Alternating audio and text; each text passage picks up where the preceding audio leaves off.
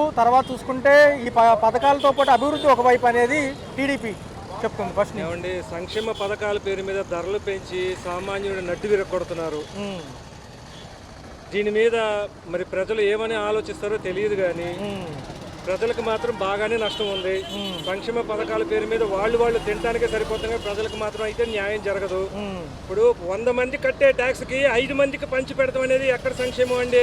మరి 100 మందికి చేరాలి అటువంటిప్పుడు ఆ సంక్షేమం అనేది మరి 95 మంది ఎందుకు అన్యాయం అయిపోయారు? మరి అంటే ఎలక్షన్స్ లో ఎన్నో చెప్తాం ఇవన్నీ చేస్తామని వీళ్ళే అంటున్నారు. అది వాళ్ళ స్వలాభమే కానీ ఏ ఒక్కడు కూడా మనకి న్యాయం అయితే జరగదు. మేము ఎప్పుడు చేసుకునే పని మేము చేసుకుంటూనే ఉండాలి. మేము ఎప్పుడు చేసుకునే పని చేసుకుంటూనే ఉండాలి అంతే. ప్రజలకైతే న్యాయం అయితే జరగదు. అది సార్ చూసుకుంటే మరి ఈయన జగనన్న 2.0 అని మళ్ళీ వస్తానంటున్నారు. ఒక పక్క షర్మిల గారి వ్యవహారం కూడా జరుగుతుంది. ఎలాగుంటుంది ఏమండి? ఎవరు వచ్చినా ప్రజలకైతే న్యాయం చేయరండి. ఇప్పుడు జగన్ వచ్చినా లేకపోతే పవన్ కళ్యాణ్ వచ్చినా తెలుగుదేశం వచ్చినా సరే పక్కాగా అయితే మాత్రం జరగదు అంతే. సంక్షేమ పథకాలు ఉన్నంత వరకు దేశం బాగుపడదు. అభివృద్ధి అభివృద్ధి అంటారు కానీ అభివృద్ధి అంటే ఏంటండి? 10 రూపాయలు ఉన్న వస్తువు 100 రూపాయలు అవటమా అభివృద్ధి అంటే? 10 రూపాయలు అనేది 5 రూపాయలు అవ్వాలి. కాస్ట్ ఆఫ్ లివింగ్ అనేది తగ్గాలి కానీ పెరగకూడదు. చూస్తే ఎలా ఉంది సార్? సరుకుల ధరల కాడి నుంచి ఒక పక్క ఈ కరెంట్ ఛార్జీలు కూడా ధరలు అయితే పెరుగుతున్నాయి. సరుకుల ధరలు అయితే పెరుగుతున్నాయి. కొత్తగా స్మార్ట్ మీటర్లు అంటున్నారు. విద్యుత్ ఛార్జీలు పెరిగే ఉన్నాయి కదా ఆల్రెడీ, మళ్ళీ రీఛార్జ్ ఏంటి? ఏమండి ప్రజలు సామాన్యులు ఎవరు మాట్లాడగలమండి? సామాన్యుడు అసలు మాట్లాడగలమా? వాళ్ళు మాట్లాడుకొని తగ్గించడం అనేది పెంచడం వాళ్ళే చేసుకోవాలి. మేము మాట్లాడినంత మాత్రం వాళ్ళే తగ్గించరు అంతే. 4 ఏళ్ళు చూడాల్సిందేనా ఏం జరిగింది అనేది? ఏం చూసినా మా బతుకులు ఇంతే. ఏం చూసినా సరే మా బతుకులు ఇంతే అంతే. మేము అప్పట్లో కరోనాలో అమలు చేసాము, మీరు ఎందుకు చేయట్లేదని. సంక్షేమంతో పాటు అభివృద్ధి 2 కళ్ళు అంటున్నారు ఈ ప్రభుత్వాలు. ఎలా అనిపిస్తుంది?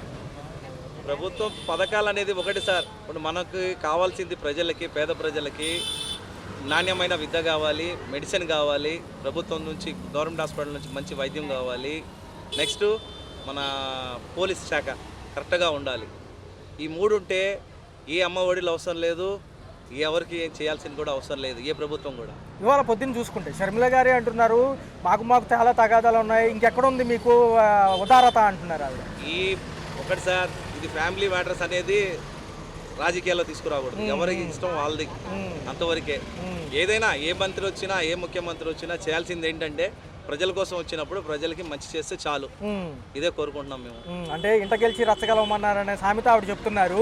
మరి ఎలా ఉండబోతుంది అంటారు? ఎందుకంటే అన్యాయం జరిగింది నాకు అంటున్నారు షర్మిల గారు ఈ విషయంలో. అదంతా యాక్చువల్గా వాళ్ళ ఫ్యామిలీ మ్యాటర్ సార్, మనం మాట్లాడకూడదు. 100 పుకార్లు వస్తాయి, దానికి కాదు. కరెక్ట్గా వర్క్ చేసే వాళ్ళని ఎవరైనా సరే, చంద్రబాబు నాయుడు కానివ్వండి, జగన్ కానివ్వండి, ఎవరైనా కూడా కరెక్ట్గా చేస్తే మంత్రి ఈసారి కాదు నెక్స్ట్ టైం కూడా అతనే వస్తారు. జగనన్న 2.0 సూపర్ 6 అమలు అవ్వలేదు, నేను ప్రజల్లోకి వస్తానని ఆయన సార్. ఇప్పుడున్న పొజిషన్లో 2.0 2.A ఇదంతా కాదు. మనుషులకి ఏం చేసాం, పేద ప్రజలకు ఏమందింది, మన గవర్నమెంట్ హాస్పిటల్స్ ఎలా ఉన్నాయి, స్కూల్స్ ఎలా ఉన్నాయి, కాలేజెస్ ఎలా ఉన్నాయి, నెక్స్ట్ వచ్చేటప్పటికి మన మన వీళ్ళు పేద ప్రజలు ఉన్నారు కదా, హాస్టల్స్ ఎలా ఉన్నాయి, ఈ అన్నిటికీ పట్టించుకొని నీట్గా చేస్తే అదే చాలండి. 10,000 ఈ సంబంధించి ఏదైతే ఉందో ఖజానాలో డబ్బులు అందిన వెంటనే సంక్షేమం కూడా అవుతుందని ప్రభుత్వం. ఇప్పుడు ఖజానాలో ఎంత ఉందో ఎవరికి ఉందో ఎవరికి తెలుసండి. ఎవరు బయట పెడితే అది విని నలుగురు చెప్పుకోవడం తప్ప డైరెక్ట్గా ఎవరికి డీటెయిల్స్ ఇవ్వరు కదా. సామాన్య ప్రజలకి డీటెయిల్స్ వస్తాయా? ఇలాంటి వాళ్ళు మీడియా వాళ్ళు ఏదని చెప్తే తప్ప ఇంకెవరికి తెలుస్తుంది చెప్పండి. అది ఏదైనా హామీలు ఇచ్చినా హామీలు ఇవ్వకపోయినా ఎంత ఉంది ఏంటనేసి తెలుసుకొని మాట్లాడితే రైట్. తెలవకుండా హామీలు ఇచ్చేసి ఇప్పుడు ఏంటంటే ఏ పార్టీ అయినా మైనస్ అవుతుంది. ఇటు వైఎస్ఆర్సీపీ కానివ్వండి, ఇటు తెలుగుదేశం కానివ్వండి, ఏదైనా మైనస్ అవుతుంది. కాంగ్రెస్ నుంచి కొన్ని చేరికలు కనపడుతున్నాయి, ఎందుకంటారు వైసీపీలోకి? చేరికలు అనేది అది మామూలే సార్, మీకు తెలియదే ఉంది. పొద్దున్న లేస్తే రాజకీయాలు ఇటు కాకపోతే అటు కాదు. ఇటుపక్క ఉన్న సీనియర్స్ కూడా మళ్ళీ బయటకు వెళ్తున్నారు. అవి మామూలే సార్, రాజకీయం అనేది చదరంగం సార్. ఇప్పుడు జస్ట్ ఒక్క ఉదాహరణ, కేరళలో సిపిఎం పార్టీ, ఆ సీఎం గారికి ఒక కారు కానీ, సొంత కారు కానీ, ఎక్కడైనా సెక్యూరిటీ కానీ, జెట్ సెక్యూరిటీ గన్ మీద కూడా ఉండరు, తెలుసు కదా. అలా వచ్చినప్పుడే ప్రభుత్వం బాధపడుతుంది. ఫైనల్గా 4 ఏళ్ళు ఎన్డీఏ భాగంగా వీళ్ళు ముందుకెళ్తాం ఎలా ఉంటుంది? పవన్ కళ్యాణ్ గారు దగ్గరగా ఉంటారా, దూరంగా ఉంటారా? అదైతే రాజకీయం సార్.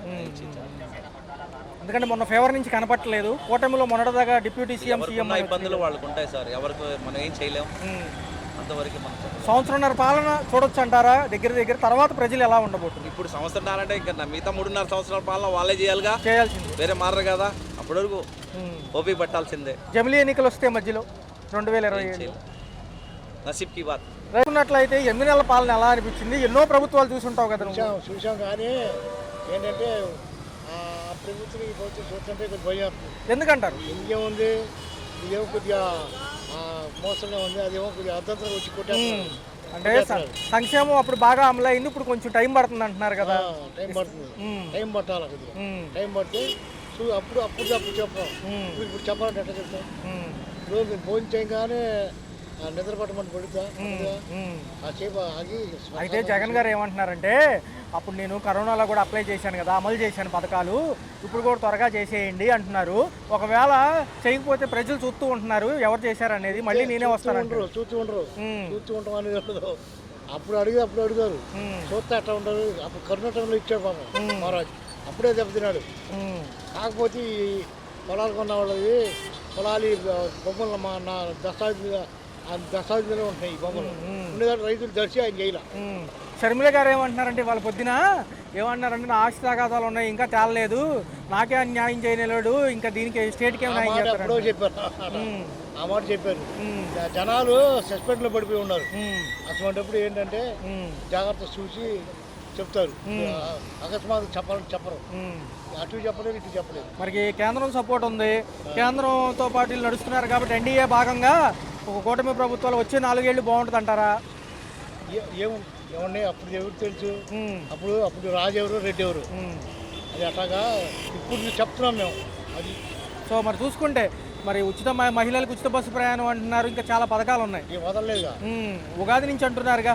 ఏం వదులుతాడు లేదు, అది ప్రమాదం తక్కువ. మళ్ళీ వస్తే నేనే 30 ఏళ్ళు ఉంటానని జగన్ గారు అంటున్నారు. కార్యకర్తల్లోకి మళ్ళీ వస్తారంట. వచ్చే రానియండి, ఆయన వచ్చినా పర్వాలా మాకు.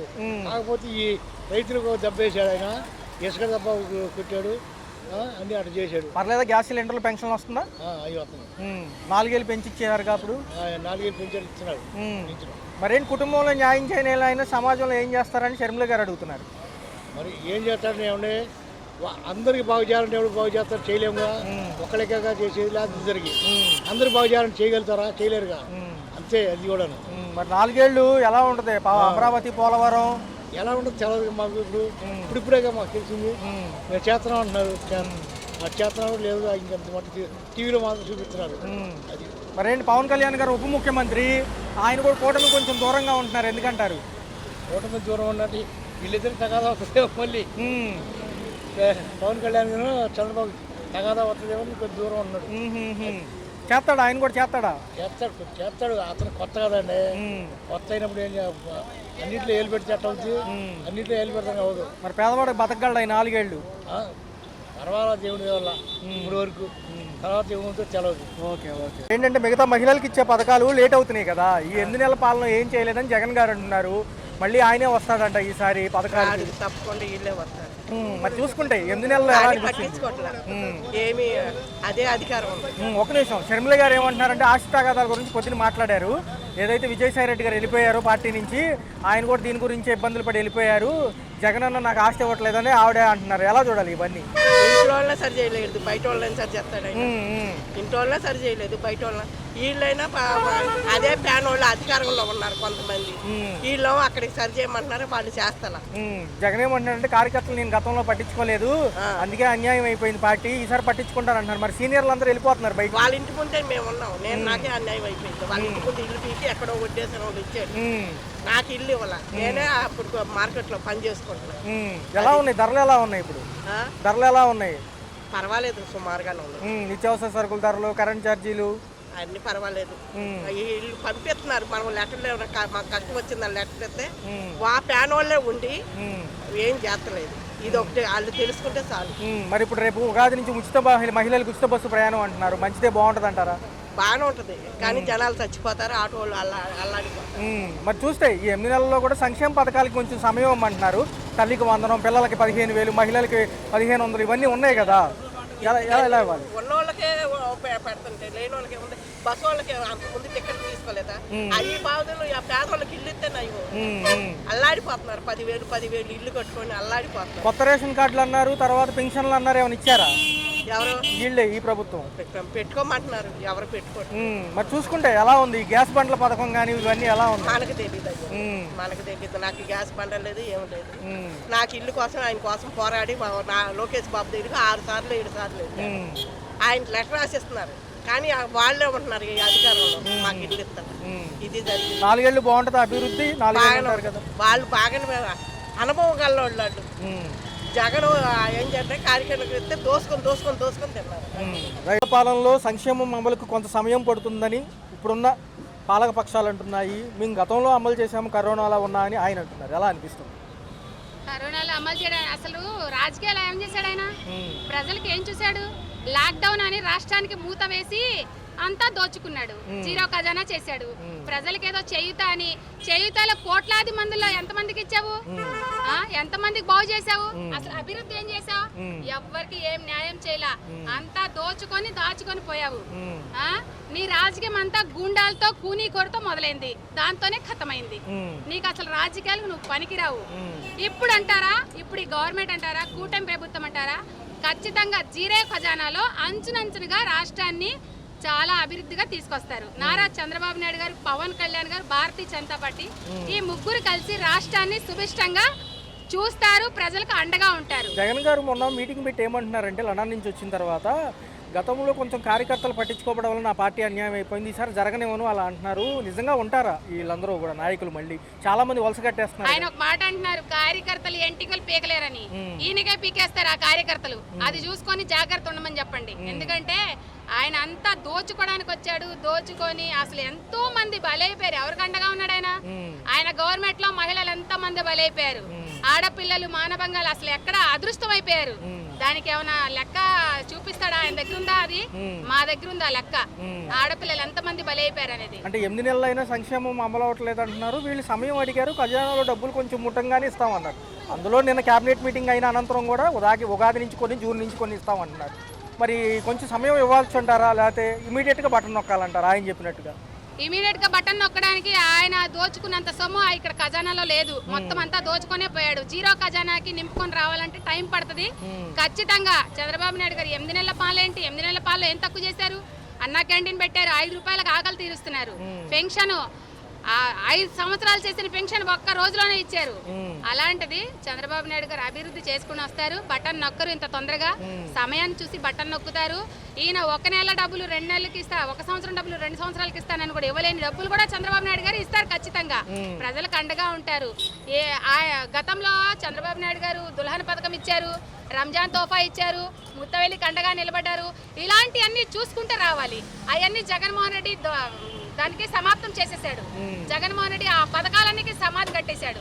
ఆ పథకాలన్నీ చూసుకుంటూ ప్రజలకి అండగా ఉంటారు ఖచ్చితంగా. ఈ గవర్నమెంట్ లో డబ్బు లేదు కాబట్టి, డబ్బులు ఉన్నంత వరకు ఇప్పుడు ఏంటంటే పెన్షన్ ఇచ్చారు, చక్కగా అన్నా క్యాంటీన్ ఓపెన్ చేశారు, మెగా డిఎస్సి పెట్టారు, ఇంకెన్నో అభివృద్ధి చేసుకుంటా వస్తున్నారు. ఖచ్చితంగా ఏదైతే సూపర్ 6 లో మాట్లాడారో నారా చంద్రబాబు నాయుడు గారు అవన్నీ అమలు చేసుకొని ఆయన ఉన్నంత కాలం ఆయనే ముఖ్యమంత్రిగా ఉంటారని చెప్పేసి సభాముఖంగా తెలియజేస్తారు. బాబు షూరిటీ మోసం గ్యారంటీ అంటున్నారుగా ఆయన. ఏమండి, బాబు షూరిటీ మోసం గ్యారంటీ అని మీరు చెప్పుకుంటే కాదు. బాబు షూరిటీ బాబు 100%. ఎందుకంటే ఇస్తారు. ఆయన మాట తప్పే మడం తిప్పే నాయకుడు అయితే కాదు. ఇవాళ పొద్దున చూసుకుంటే షర్మిల గారు ఆస్తి విషయం మీద ప్రెస్ మీట్ పెట్టారు. ఏదైతే విజయసాయి రెడ్డిని ఎంత ఇబ్బంది పెట్టారో ఆయన కలిసి వచ్చానంటున్నారు. అసలు ఆస్తి తగాదాలు సొంతగా కుటుంబాల్లో తేలడం లేదు. ఇవాళ అంటున్నారు ఆయన అంతా కూడా విజయమ్మ గారికి తెలుసు, ఇవన్నీ తెలిసి నేను మాట్లాడలేక సైడ్ అయిపోయానని ఆయన. ఎందుకంటారు సీనియర్లు అందరూ ఇలాగ వేధింపులకు గురవుతున్నారా? సీనియర్ అందరూ వేధింపుకు గురవుతున్నారంటే సీనియర్లు అసలు ఎందుకు అలాగా గురవుతున్నారనేది వాళ్ళకే తెలియట్లేదు. ఎందుకంటే వాళ్ళ కుటుంబ వ్యవస్థలు వాళ్ళు సమర్థించుకోకుండా ఎవరికో రంగు పులుస్తామంటే ఎలా కుదిరిద్ది?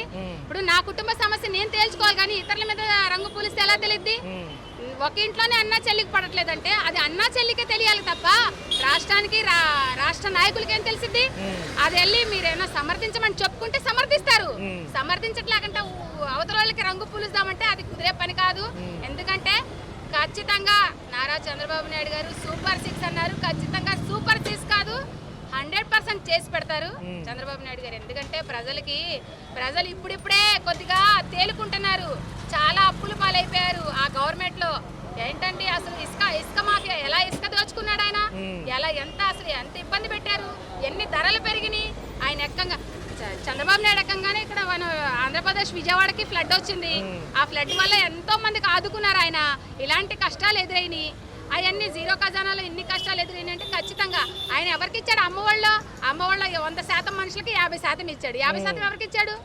ఆయన ఆ డబ్బులు కూడా ఆయనే దోచుకున్నాడు. అందుకని చెప్పేసి ఇస్తారు. అది తల్లికి వందనం అన్నారు, అవన్నీ చేసుకుంటా వస్తారు. చేయుత డబ్బులు మహిళకి 1500 అన్నారు, అవన్నీ చేసుకుంటా వస్తారు. ఈ సంవత్సరం 1500 వేయలేదని ఫీల్ అవ్వాల్సినంత అవసరం ప్రజలు కూడా అయితే లేదు. ఎందుకంటే అవసరమైతే 1500కి 3000 రూపాయలు వేస్తారు. ఇలాంటి నాయకులు వీళ్ళంతా. ఎందుకంటే ప్రజలకు ఆదుకునేవాళ్ళు, ప్రజల సంక్షేమ నాయకులు వాళ్ళు. సంక్షేమం అంటే చంద్రబాబు నాయుడు గారు, అభివృద్ధి అంటే చంద్రబాబు నాయుడు గారు.